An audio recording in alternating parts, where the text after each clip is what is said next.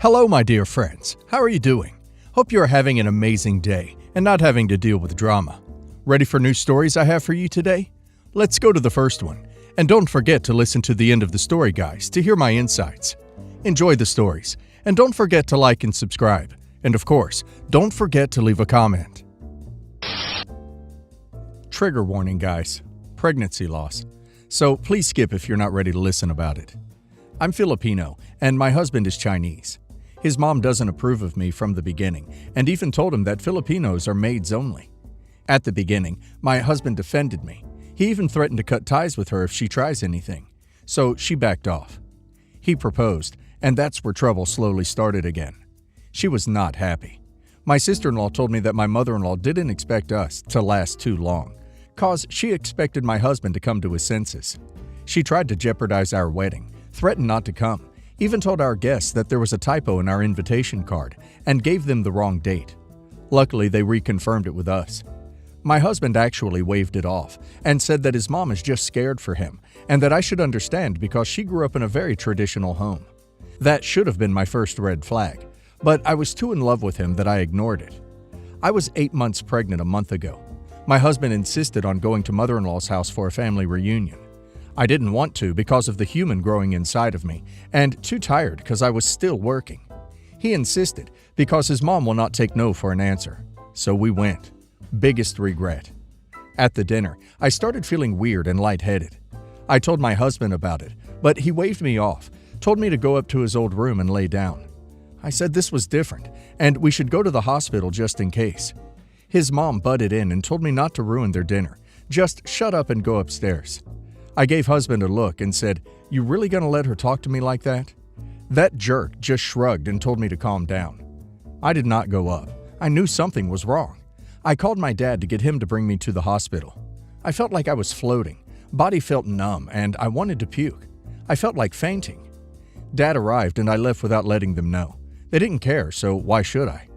I don't know how else to say this. My baby's heartbeat stopped. I was told the chances at this point of pregnancy was low. But it happened. I was D'd and also had alcohol in my system. But I didn't drink any since I was pregnant, and I don't do D.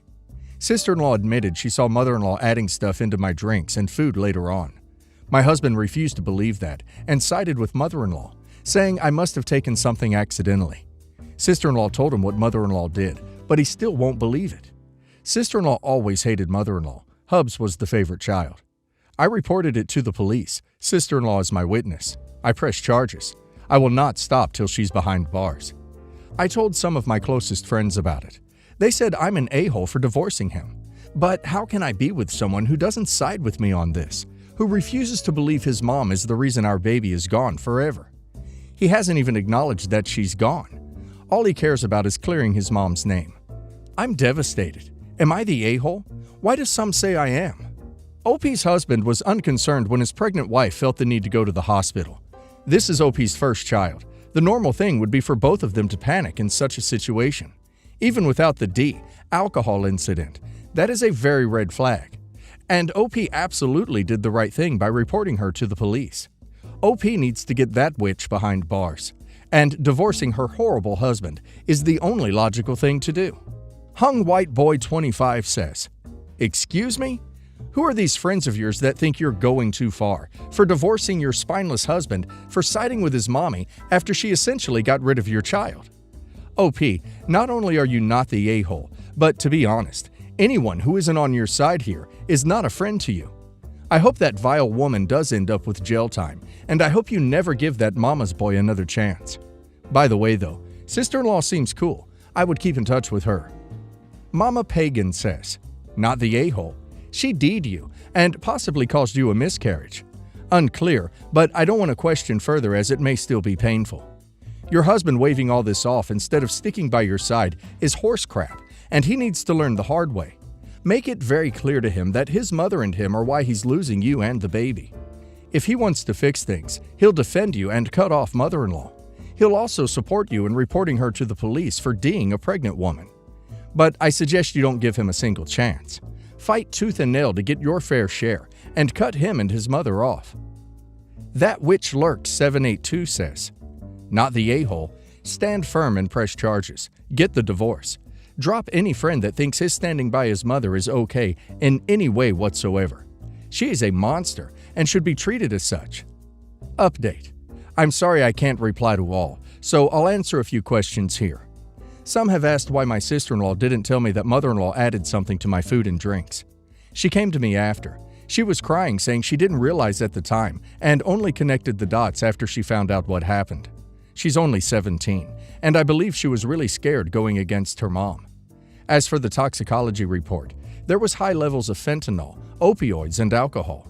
As for my friends who called me an a-hole, they are also close to my husband, and they said it was unfair because he also lost a child. I told them he didn't seem to care. They called me an a-hole. Update 2. It's been the most horrible and excruciating few weeks of my life, and it's finally almost over. Ex-mother-in-law couldn't get away thanks to my sister-in-law, and the evidence was also found in her house. She finally confessed after a month. She has received the death sentence this morning because what she did is not taken lightly in our country. Her son is claiming he has nothing to do with it and will receive no punishment since there is no proof. I truly don't know if he was involved or not, but I cannot be around him ever again. I've not spoken privately with him since that night, and now I only communicate with him through lawyers. Sister-in-law is currently living with a close relative. She is safe. I know some of you were concerned for her well-being. I'm living with my parents again. I honestly couldn't have gotten through this without them. They are truly my rock. We're finalizing our divorce by this week. My family has advised me to sue him for everything he and his family has put me through. I knew a guy, Clarence, from my old job that I left about a year ago. I didn't know him well when I worked there. I worked with him occasionally, but we didn't talk outside of work. He presented himself as single, didn't wear a ring or talk about a girlfriend or wife. After I left that job, I went out for happy hour with my old co-workers a few times to catch up with some friends. Clarence was there, and after one of those events, he asked me out. I accepted, but made it clear that I wasn't looking for anything serious or long-term. I was in a transitional part of my life, spending a lot of time on my career, physical fitness, and general self-improvement, so a relationship wasn't in the cards. He was fine with that, and the first time we went out, I suggested we go somewhere cheap, like the local dive bar with $2 beers and $6 meals, because I was on a tight budget. He said that he didn't want to go to a college bar. He was happy to treat me to something nicer. His idea of nicer was kind of ridiculous to me. Each of my drinks cost $40, and that became a pattern. I'd suggest going somewhere within my budget so I could cover the bill for once. He'd refuse and take me somewhere mad expensive. We were hooking up through all of this, by the way. He also started gifting me stuff, perfume, makeup, spa and massage, and manicure vouchers, and wouldn't let me refuse. He'd say stuff like, "I already bought this. What am I going to do with makeup?" But I don't wear makeup much, or perfume, and I'm not super relaxed during massages because it's awkward being rubbed by a stranger. So I'd start quietly regifting those things to my female friends. The only thing that I kept was a designer coat. I started feeling more and more uncomfortable. It felt like he was trying to buy my attention, and he wanted something more than casual hookups. My friends were making fun of me all the time for having a sugar daddy. I felt like he wanted me to be something I'm not, all perfumed and made up, and dressed up for fancy dates, when I would have had more fun hanging out in a dive bar or going and doing something active. So I ended things, saying that I felt like he wanted me to be someone I'm not. He tried to get me to reconsider a few times, but I didn't. I thought that was all in the past, until I got a text from a stranger. She said she was Clarence's wife. Her name was Zoe, and she'd found out about me. She was pretty angry, calling me a homewrecker and cussing me out in a way I'd rather not repeat. I told her I was really sorry. This was the first I'd heard about him being married. The few months he'd been taking me out, he'd presented himself as single, and I hadn't seen him in months. I'd ended things with him for my own reasons. She sent me another bunch of texts saying she didn't believe me and saying I owed her $6,200. Apparently, she had gone through the bank statements and tallied up everything he spent on me over the months we were seeing each other. She said the money he spent was their joint money, and I had no right to things bought with money that was their marital property. She hinted at taking legal action against me. I haven't replied yet. I don't have the money to give her, and while I feel awful he stole from her and cheated on her with me. Honestly, that was his decision, not mine. I don't know whether to reply to her and say I don't have that kind of money laying around, and I've regifted almost everything he gave me, or if I should contact Clarence and tell him he needs to sort out his own marital issues without dragging me into it, or if I should just ghost them both and wash my hands of it all, unless I actually do hear from a lawyer, which I think is unlikely, to be honest. My husband, Dan, 40 male, and I, 36 female, had my sister Morgan, 33 female, and her wife Chris, 35 female, along with my parents, 2 sets of aunts and uncles, and a few cousins over for family dinner during Easter. Morgan and Chris have been married for several years and have been on a fertility journey to start a family. During childhood, Morgan and I always role-played as mothers, and I know that, like me, she's always wanted to have kids. She and Chris are great with my sons, and I know they'd make excellent parents. I know that they'd been talking about taking steps to become parents, and so when they said they had an announcement over dinner, I was very excited, hoping to hear I was becoming an aunt. I almost cried when my sister announced they'd found a sperm donor. I thought that meant they'd found a donor through their IVF clinic. Everyone was ecstatic, and we all started asking about the donor's traits, what they liked about his profile, trying to get a feel of what my new little niece or nephew might be like. They started to get cagey and avoiding eye contact, saying we misunderstood them. They hadn't found a donor through IVF. They were trying to tell us who they'd decided on. Dan, my husband. Dan and I were both confused. Apparently they hadn't bothered to fill Dan in on this plan, so he was just as taken aback as I was.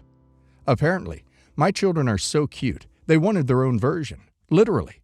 They think that Dan plus my sister's DNA would make pretty much the same kid, except this time, Chris told me that she just knows it will be a girl, which in my opinion are insane things to say. I looked around the room and everyone was just silent and awkward. Dan asked them if they were serious or if it was some weird joke, but they were adamant that they meant it. I told them they were sick in the head. Morgan called me a homophobic bee, and I kicked them out of my house for insulting my husband, children, and marriage with their little stunt. Dinner fizzled out pretty quickly, and everyone just kind of awkwardly left after. Morgan and Chris and Dan and I were just in some sort of state of shock. After I calmed down a bit, I sent Morgan a text saying that it was sick to ask my husband to father her child, and it was gross to consider her having my children's biological siblings, and if she can't see that, she should lose my number. Dan also sent them a message saying that in no uncertain terms would he ever consider being their sperm donor, and was upset they had raised it at a family dinner rather than approach the two of us privately if they wanted him to donate. I've been getting bombarded with messages from family and some friends saying I completely overreacted and that I'm being unreasonable, homophobic, and controlling. The overwhelming consensus from everyone is that I'm overreacting. But these are all people who've been on this fertility journey with Morgan and Chris for a few years now, so have a vested interest. I want an unbiased opinion. Am I the a-hole for reacting the way I did? Bari Mali says, not the a-hole. They should have asked you in private instead of making it a family announcement. It's not like a marriage proposal where you know the other will absolutely say yes. Also, it's mean of them to call you homophobic just because you turned them down. You clearly love your sister, and you are not being unreasonable. Being a donor would mean your husband will be the father of your niece or nephew, and the child will be your children's half-sibling. That's complicated, and it's nothing less than logical. You don't just out of the blue would say yes to that. Reference Afraid 5139 says, not the a-hole. I'm an exhausted RN, so if this is scattered, sorry. What the heck? Who, 1, presumes that someone will just be a donor without asking? 2, call someone homophobic for saying no to being pressured. Not to mention, the fact that they did this at Easter in front of everyone to try to pressure you both feels a bit calculated, especially with the reaction to the no being something to make you look even worse than you were being, i.e., because you and your husband don't want to have your sister have weird genetic half-siblings or cousins after being peer pressured. You're the worst possible thing they can accuse you of without proof. Do Morgan and Chris have a history of doing anything manipulative or weird like this? Maybe like trying to upstage you at events? Also, not to mention, in 15 or 20 years when these kids understand, just what the heck would they think? Because even if they try to hide it, a single 23andMe or Ancestry test will break down any story they have.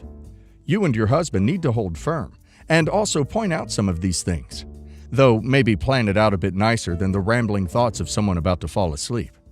It's not homophobic to not want to share your husband's genetics with your sister. And the biggest bit, he doesn't want to either, which makes it a firm no anyway. MD Thomas says, in other words, they decided to spring this idea during a public dinner in the hopes it would stop you from saying no. This is ridiculous. The request should have been discussed with you and your husband in private. I'm hoping this is fake, because the sheer entitlement of it makes me sick. Not the a-hole.